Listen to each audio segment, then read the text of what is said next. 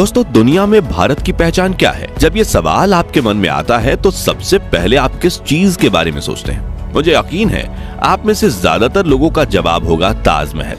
और मैं बता दूं कि आपका ऐसा सोचना गलत भी नहीं है, क्योंकि ताजमहल ही वो भारतीय मॉन्यूमेंट है जो अंतर्राष्ट्रीय स्तर पर सबसे ज्यादा पॉपुलर है।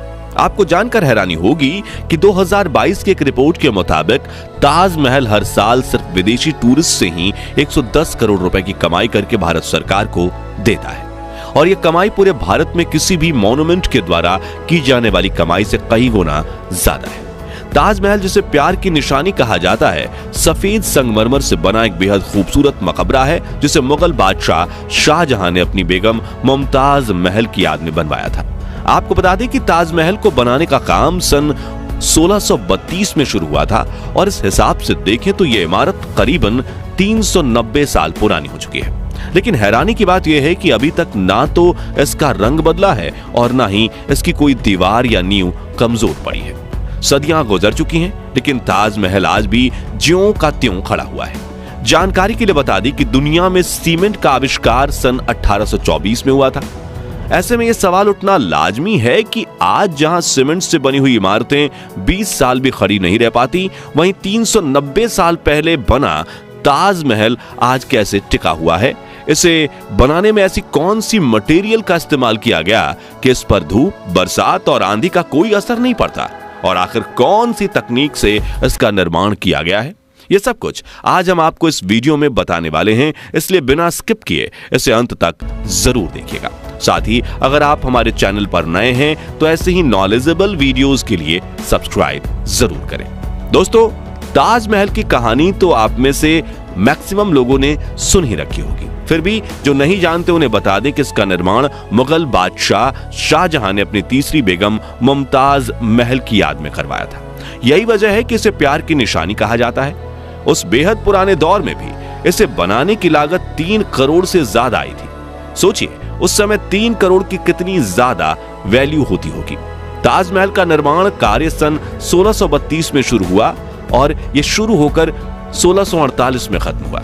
यानी इसके निर्माण शुरू होने से अगर देखें तो यह 390 साल पुराना हो चुका है और काम पूरा होने के बाद भी अगर देखा जाए तो इसे बने हुए 370 साल तो हो ही चुके हैं। इतना लंबा अरसा बीत जाने के बावजूद ताजमहल आज भी अपनी सुंदरता से लोगों को हैरान करने में कभी फेल नहीं होता। बात चाहे इसके सफेद संगमरमर की हो, इसकी दीवारों पर की गई बारीक नक्काशी की हो या इसके हर तरह से परफेक्ट दिखाई देने वाले स्ट्रक्चर की, इसे देखकर लोगों के मुंह से बस एक ही वाक्य निकलता है और वो है वाह ताज। एक बार कोई इसे देख ले तो बिना पलक झपकाए देखते ही रह जाता है। आप में से काफी लोगों को लग रहा होगा कि मैं बढ़ा चढ़ाकर बातें कर रहा हूं, लेकिन आपको ऐसा सिर्फ तभी तक लगता है जब तक आप खुद इसे एक बार अपनी आंखों से नहीं देख लेते। ताजमहल में एक ऐसा जादू है कि इसे सिर्फ देखकर ही लोग इसके दीवाने हो जाते हैं और इसकी बेहतरीन कारीगरी के कसीदे गढ़ने लगते हैं। आज इस वीडियो में हम मुख्य रूप से ताजमहल की कारीगरी पर बात करेंगे और शुरुआत करते हैं इसकी नींव से, जो किसी भी इमारत के लिए उसका सबसे महत्वपूर्ण हिस्सा होता है। आपने सुना होगा कि नींव जितनी मजबूत होती है, इमारत उतना ही ज्यादा चलती है। लेकिन क्या आपको पता है ताजमहल की नींव पत्थरों या ईंटों से नहीं बल्कि लकड़ी से बनाई गई है? आपको मेरी बात पर यकीन नहीं हो रहा होगा और आप सोच रहे होंगे कि लकड़ी की नींव 390 साल कैसे टिक सकती है, लेकिन इसके पीछे की इंजीनियरिंग जानकर आपके होश उड़ जाएंगे। दरअसल ताजमहल की नींव लकड़ी से बनाने की सबसे बड़ी वजह वो यमुना नदी है जो इसके पीछे से बहती है। वो कैसे, चलिए आपको समझाते हैं। असल में ताजमहल की नींव जिस लकड़ी से बनाई गई वो कोई ऐसी वैसी लकड़ी नहीं, बल्कि इबोनी यानी आबनूस की लकड़ी है। ये लकड़ी पत्थर की तरह ही ठोस होती है, जिसके चलते ये पानी में तैरने की जगह डूब जाती है। इस लकड़ी की 2 सबसे बड़ी खासियतें ये हैं कि ये तो इसमें दीमक कभी नहीं लगता और दूसरा इसके अंदर 30% या सिर्फ उससे अधिक नमी बनी रहे तो भी ये खराब नहीं होती। अब क्योंकि ताजमहल को यमुना नदी के किनारे बनाया जा रहा था, ऐसे में उस समय के इंजीनियर्स ने ये तय किया कि इसकी नींव पत्थर या ईंट से नहीं बल्कि आबनूस की लकड़ी से बनाई जाएगी, क्योंकि उन्हें पता था कि ईंट पत्थर से बनी नींव भले ही कितनी भी मजबूत हो पर कभी ना कभी तो खराब हो ही सकती है, मगर आबनूस की लकड़ी से बनी नींव अपनी जगह से टस से मस नहीं होगी। और इसका कारण है यमुना नदी। असल में यमुना नदी की वजह से ताजमहल की नींव में लगी लकड़ी को पर्याप्त मात्रा में नमी मिलती रहती है, जिसकी वजह से सदियां गुजर जाने पर भी ये पूरी तरह मजबूती से अपनी जगह पर बनी हुई है और ताजमहल हमें तटस्थ खड़ा दिखाई देता है। यानी यमुना नदी ताजमहल की सिर्फ खूबसूरती में चार चांद नहीं लगाती, बल्कि ये इसे खड़ा रखने में भी पूरा मदद करती है। लेकिन पिछले कुछ सालों में जिस तरह यमुना नदी का स्तर कम हुआ है, उससे आर्कियोलॉजिस्ट की चिंता काफी बढ़ गई है, क्योंकि अगर यमुना नदी का सूखना नहीं रुका तो ताजमहल की नींव को वो जरूरी नमी मिलना बंद हो जाएगी और ऐसी स्थिति में इसे गिरने से कोई नहीं रोक पाएगा। खैर, ये जब होगा तो भारतीय आर्कियोलॉजिस्ट व इंजीनियरिंग संघ इसे बचाने का कोई ना कोई रास्ता जरूर निकाल लेंगे।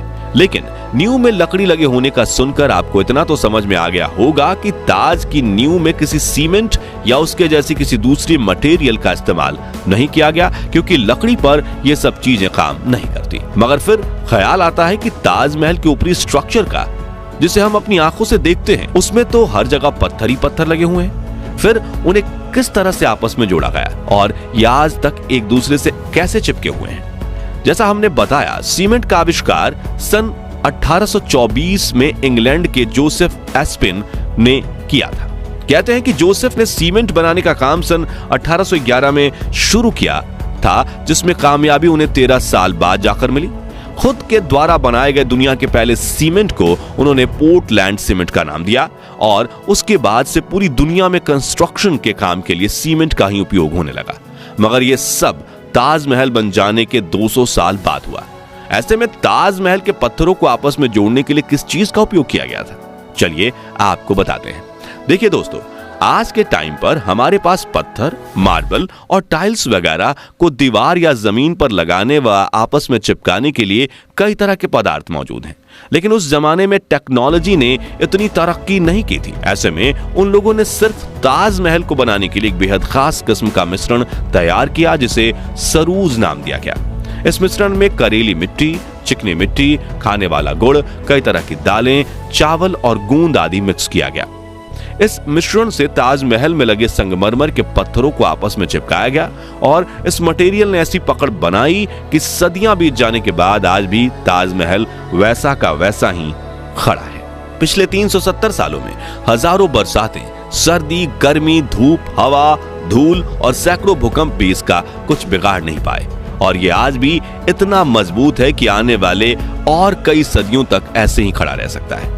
वैसे आपको बता दें कि ताजमहल को बनाने में सिर्फ संगमरमर का इस्तेमाल नहीं किया गया, बल्कि इसके निर्माण में कई सारे सेमी प्रीशियस स्टोन्स जैसे येमेनाइट, एकीक, लाजवार्ड, फिरोजा, सुलेमानी, मूंगा और लहसुनिया का इस्तेमाल किया गया। इसके अलावा कुछ बहुत ही ज्यादा दुर्लभ किस्म के स्टोन्स भी इस तामीर में इस्तेमाल किए हुए हैं, जिनमें अजूबा, पाई जहर, खाटू और तिलाई नाम सामने आता है। और इन सब स्टोन्स को भी उसी खास मिश्रण सरूज से ताजमहल की दीवारों पर चिपकाया गया था। इसकी मजबूती के बारे में ऐसा कहा जाता है कि दुनिया का सबसे स्ट्रॉन्ग भूकंप भी इसको गिरा नहीं सकता।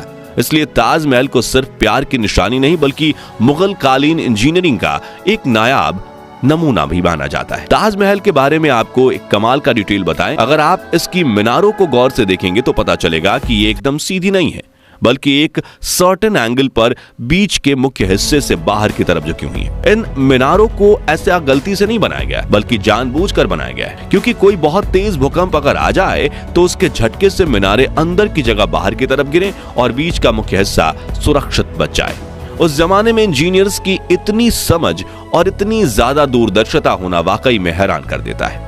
बिना आधुनिक संसाधनों के उन लोगों ने किस तरह से इस खूबसूरत मकबरे को बनाया होगा, ये सवाल इसे दुनिया के 7 अजूबों में से एक बनाता है और हम सब भारतीयों को अपने इस राष्ट्रीय धरोहर पर गर्व होना चाहिए। वैसे आप में से कितने लोगों ने आगरा जाकर ताजमहल को देखा है और इसे देखने का आपका अनुभव कैसा रहा, कमेंट करके जरूर बताइए। बाकी दोस्तों, हमारी आज की इस वीडियो में बस इतना ही था। वीडियो अच्छी लगी हो तो इसे लाइक और शेयर करना जरूर, और अगर आप हमारे फेसबुक पेज पर हैं तो पेज को फॉलो जरूर करें। मिलते हैं जल्दी एक ऐसी और इंटरेस्टिंग वीडियो में, तब तक के लिए गुड बाय, जय हिंद।